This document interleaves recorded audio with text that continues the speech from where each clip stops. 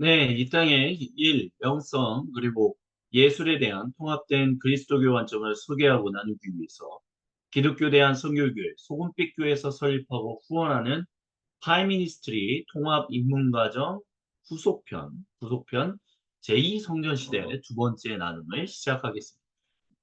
제2성전시대라고 하는 것은 주전 586년부터 주 70년까지 예수님과 초대교회의 사역과 선교를 이해하는 데 있어서 중요한 시기다라고 해서 저번 시간에 이제 말씀을 드렸습니다. 그래서 지난 시간과 오늘 계속해서 제2성전 시대에 바로 들어가기보다는 제2성전 시대를 나누는 어떤 중요한 어떤 백그라운드, 그 배경들에 대해서 저희가 좀 계속해서 이야기를 나누겠습니다. 그래서 오늘 주제는 이제 21세기에 하나님의 이제 기록된 말씀은 성경인가 그리고 또는 성서라고 불러야 하는가 하는 주제에 대해서 함께 이야기를 나누겠습니다. 엠트라이트 목사님 이제 세관점이라는 부분에 있어서 많은 이제 오늘날 전 세계의 어떤 그리스도교계, 개신교계의 어떤 새로운 성경 읽기를 이제 가지고 오고 있는 이제 교수님이시고 영국 성공의 목회자이십니다.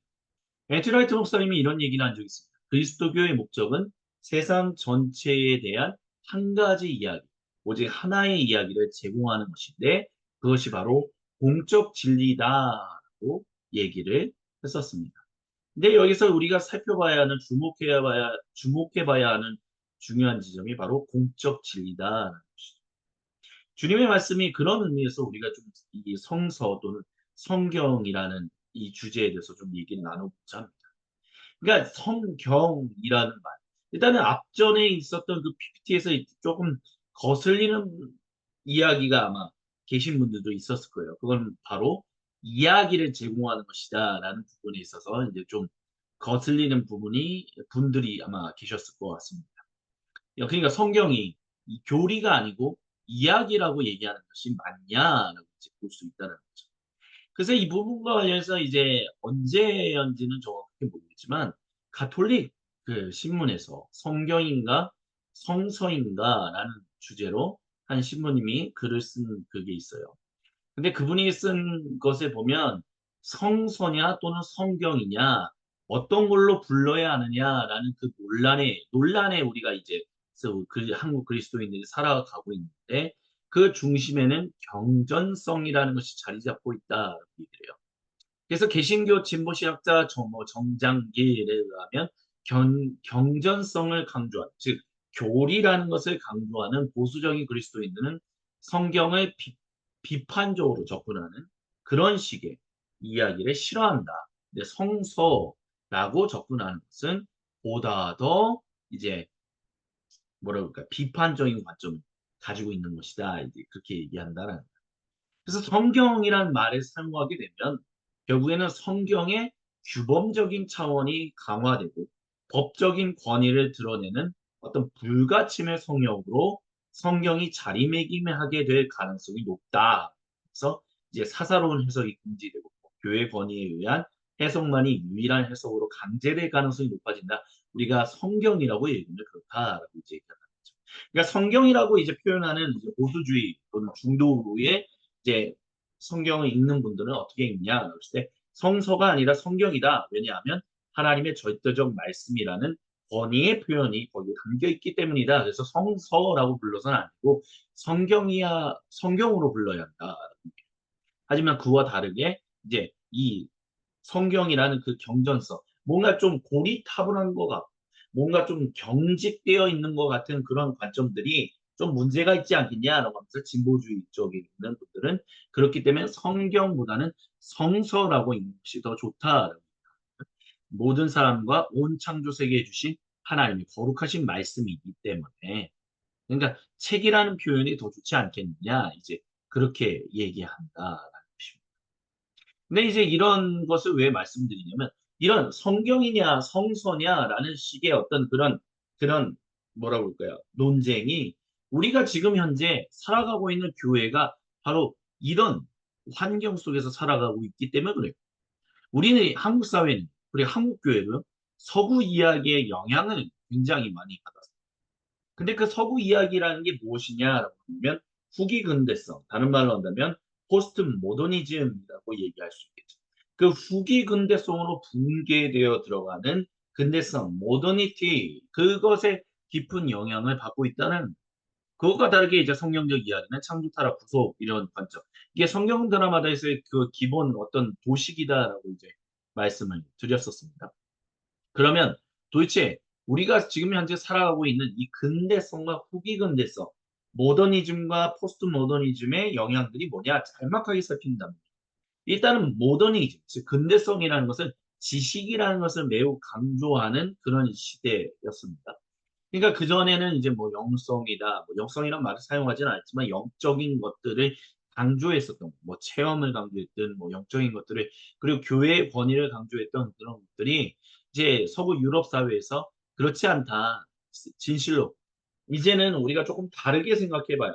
이게 뭐였냐면 예전에는 하나님이 이런 존재고 하나님이 어떤 이런 일들을 하셨다는 것을 우리가 인간이 고지고대로 들었다면 이제는 반대고 하나님이 아무리 그런 존재라 할지라도 뭐 또는 천국이 그렇다 할지라도 천사들은 어떤 활동을 한다 할지라도 그것이 인간의 어떤 삶에 인간의 인지와 인간의 어떤 존재에 큰 영향을 끼치 못한다면 그것이 존재한다 존재하지 않는다 이거는 뭐 그렇게 따질 이유는 아니고 그것은 우리에게 중요하다 중요하지 않다라고 이렇게 얘기할 수 있다라고 이제 얘기하기 시작한 게 바로 근대성 또는 근대주의의 시작이다.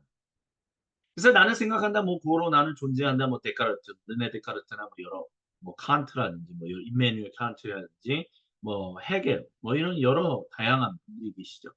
근데 그분들이 어쨌든 중요하게 여긴 것은 아무리 천상의 존재가 어떻다 할지라도 어떤 그 그리스도교가 얘기했던 것들이 어떻든 간에 인간의 인지가 인간 존재가 그것을 인지하지 못한다면 그것을 분명하게 파악하지 못한다면 그것은 우리의 삶하고는 크게 관련이 없다라고 얘기한다는 거예요. 그렇기 때문에 근대성에 있어서 제일 중요한 것은 이성적인 판단, 이성적인 어떤 논증, 그래서 지식의 힘, 이런 것들을 매우 중요하게 여겼다는 거죠. 근데 그 지식이라고 얘기하는 근대성, 근대주의도 결국에는 모든 사람에게 보편적으로 적용할 수 있는 그런 뭐라고 할까요? 권위적인 어떤 지식 그런 것들을 이야기했다. 하나의 지식 뭐 이렇게 표현할 수 있을 것 같아요. 그게 근대성이다. 하지만 그것이 이제 제1차 세계대전, 뭐 제2차 세계대전이 지나면서 그것이 이제 무너졌다.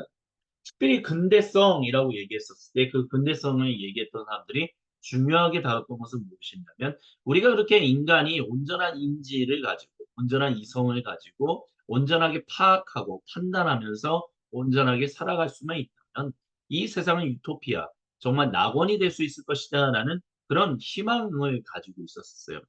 하지만 그런 것들이 이제 그래서 그 전에 종교적인 억압 정말 비논리적이고 비이성적인 어떤 그런 것들을 이제 좀 쫓아내고 이성적이고 합리적인 것들을 받아들이면 인간들의 삶이 온전해질 것이다. 행복해질 것이다라고 봤지만 정작 그랬던 사람들의 모습, 근대성이 차지하고 있었던 사람들의 결말은 뭐였냐면 1차 세계대전, 2차 세계대전이었다.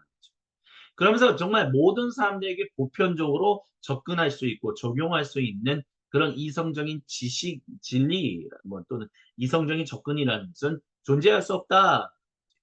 그래서 근대성의 프로젝트 또는 군대주의의 프로젝트는 정확하게 정의할 수 있는 방법으로 절대적이고 객관적인 지식을 탐구하는 그런 잘못을 범함으로 인해서 이제는 각 시대마다 또는 같은 시대에 같은 장소에서 살아가는 사람이라 할지라도 그 사람이 어떠한 배경을 가지고 있는지에 대해서 그들이 각자가 가지고 있는 이해가 잠정적이고 개인적이고 주관적이고 임시적이다는 것을 인식할 필요가 있다.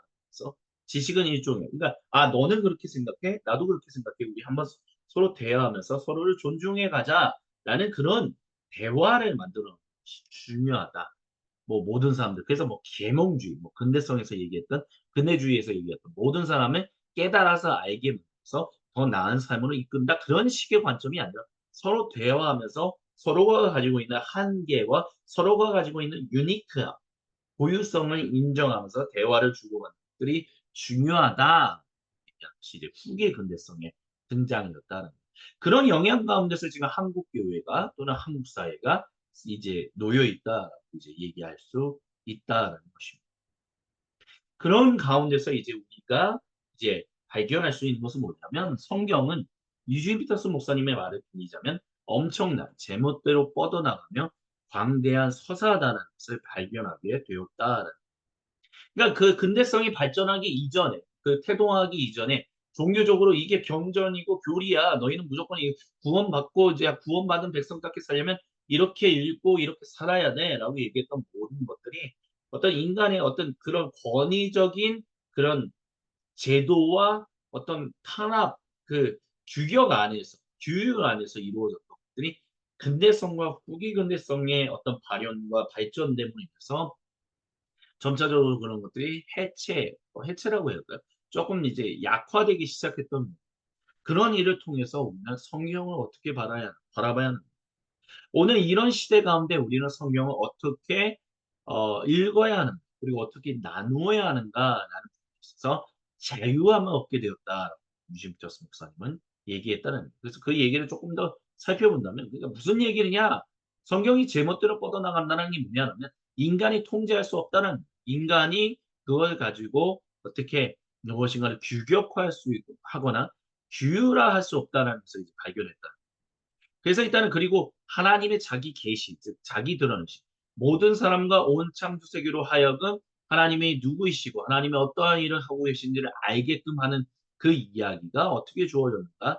물론 흑이 군대주의에 있는 사람들은 좀 즐겁할 이야기지만 바로 서사, 내러티브로 자기 백성들에게 알려졌다는 것을 우리가 깨닫게 되었다고 이제 얘기하는 그래서 이제 출애굽기 6장 6절부터 8절에 보면 너는 이스라엘 자손에게 말 나는 주다. 말해라. 전하라는 이야기. 근데 그 전하는 것이 이야기라는 거죠. 나는 주다. 나는 이집트 사람들이 너희를 강제로 부리지 못하게 거기에서 너희를 이끌어내고 그 종살이에서 너희를 건지고 그 내 팔을 펴서 큰 심판을 내리면서 너희를 구하여 내겠다. 그래서 너희를 내 백성으로 삼고 나는 너희의 하나님이 될 것이다. 그러면 너희는 내가 곧 너희를 이집트 사람의 강제 노동에서 이끌어낸 너희의 하나님을 알게 될 것이다. 라고 했어. 그래서 내가 이런 일들 하는 것은 이미 아브라함이라는 그 역사적 인물, 이삭이라는 역사적 인물, 그리고 야곱이라는 역사적 인물과 그런 인간관계, 친밀한 그 인격적인 교제를 맺으면서 주기로 손을 들어 맹세한 그 땅으로 이제 그 일을 이행한다. 그러니까 아브라함과 함께 하셨던 그 인생의 이야기. 이삭과 함께 하셨던 하나님의 자기 드러내심의 이야기, 그리고 야곱과 함께 하셨던 하나님의 이야기가 이제 너희에게 펼쳐진다라고 얘기하고 있다는 거죠. 그러니까 우리가 이제는 출애굽할 거야, 우리가 이집트 할 거야라고 했던 것이 고대 이스라엘 민족이 그렇게 선택해서 하게 되었느냐라는 것이 아니라 하나님이 그렇게 향하셨다는 우리가 통제할 수 없다는 거예요. 이집트 사람들도 이 고대 이스라엘 백성들이 나아가는 것을 통제할 수 없다는 왜요? 하나님이 하시는 일. 그렇기 때문에 그런 의미에서 제멋대로 뻗어나가는 광대한 서사다 얘기하고 있다라는 것입니다. 또한 두 번째 이유는 바로 하나님이 모든 사람을 고유하게 창조하셨음을 사람으로 알게 하여 사람이 제멋대로 하나님과 타인, 자신들이 좌지우지할 수 있는 대상으로 여기지 못하게 한다라는 것을 우리가 발견하게 되었다는 근대성과 후기 근대성의 사회 가운데서 주님의 복음을 증거하는 일들 가운데서 우리가 이제 주님의 너무 교리라는 것을 너무 강조했다. 너무 규율이라는 것을 강조했던 그런 것들을 이제 조금씩 그 무게감을 내려놓다 보니까 이제는 이와 같은 일들을 발견하게 되었다 얘기할 수 있다는 것입니다. 그래서 이제 성경 드라마 같은 경우는 성경이 이야기로 가득한 이유는 바로 우리의 삶이 하나의 정의와 계율로 설명할 수 없는 것들로 가득하기 때문이다. 그래서 이제 우리는 발견하게 되었다. 그래서 온전한 이런 성경의 이야기, 바로 아까 전에 보여드렸던 것처럼 창조, 타락, 구속, 그리고 완성이라는 이 온전한 하나님의 창조하시고 구속하시는 거대 서사는요, 하나님의 목적을 드러내고요, 우리를 초청하여 참여시키는 것들을 우리에게 알려줍니다.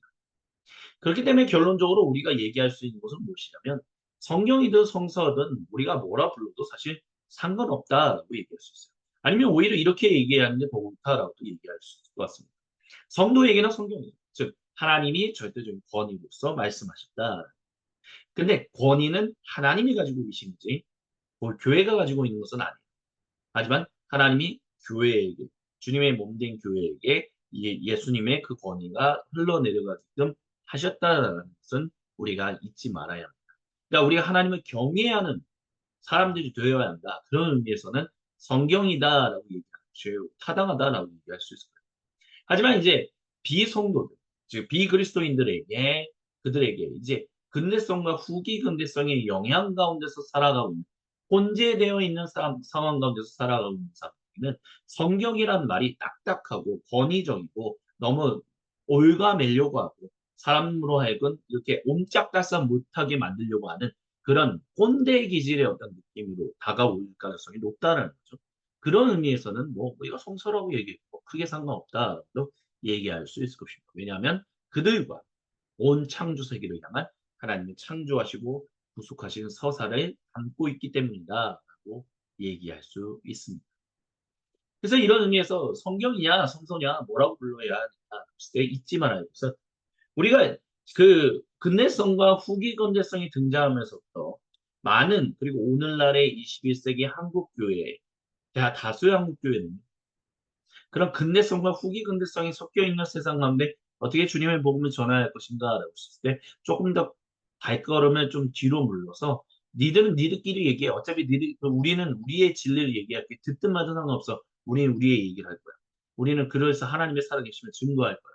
듣는 자들은 돌아올 것이고 듣지 않는 자들은 나가리를 당한다. 뭐 이렇게 얘기를 했다면, 근데 뭐 그런 태도들이, 그런 모습들이 조금 뭐라고 볼까요? 이런 권위적인 모습들을 좀 아직도 가지고 있는, 벗어 던지지 못한, 좀 이 무게감을 좀 내려놓고 하나님이 주시는 그 이야기. 그러니까 뭐 알파면 무조건 알파, 오메가는 무조건 오메가. 그 이상의 것들은 존재할 수 없다. 이런 식의 접근은 너무 획일화되어 있고 너무 단순화되어 그런 식의 어떤 주님의 말씀은 너무 성급한 일반화의 오류가 일어날 때가 많다. 뭐 그렇게 말씀을 드릴 수 있을 것 같아요. 그렇기 때문에 주님의 말씀을 우리가 이제 오늘 이런 시대 가운데 적용하기 위해서는 당연히 성도로서 우리가 주님의 말씀을 대하는 것은, 주님이 내가 전적인 은혜로 주님의 백성 삼으셨는데 그 전적인 주님의 은혜로 사는 백성답게 살아가는, 하나님의 경외하는 그 권위를 인정하는 일들을 하나님께 온전히 드려야지. 그런 의미에서는 우리가 이것을 성경이라고 얘기할 수 있지만, 성경이라고 불러야 하지만, 또 한편으로는 그렇다고 믿지 않는 사람, 이런 근대성과 후기 근대성의 그런 혼재 속에 살아가고 있는 사람들에게 이전에 해왔던 것들, 듣는 사람은 들을 것이고 듣지 못한 사람은 듣지 못할 것이다 라고 접근하는 것보다는, 그들에게 이런 시대 가운데서, 아니요, 그래도 주님은 여러분에게 생명을 주는 공적 진리입니다. 한번 들어보세요. 라고. 왜냐하면 후기 근대성인 사람에는 당신들은 당신들의 어떤 그런 바탕을 위해서 그런 얘기를 하는군요. 우리는 우리의 바탕이 바로 이런 것이기 때문에 우리의 얘기를 합니다. 한번 같이 얘기를 나눠봅시다. 그럼으로 인해서 결국 사람으로 하여금, 이 사회로 하여금 온전한 방향으로 나아갈, 더 복된 방향으로, 더 행복할 삶을 영위하고 공유하는 방향으로 나아가는 곳은 어디인가 한번 대화를 나눠봅시다 라는 측면에서는 우리가 그 성경이라는 그 비신자들, 즉 비그리스도인들에게는 조금 더 무게감을 내려놓고 다가가는, 이제 하나님의 거대한 내러티브를 나누는 방식으로 접근하는 것이 더 온전치 않겠느냐.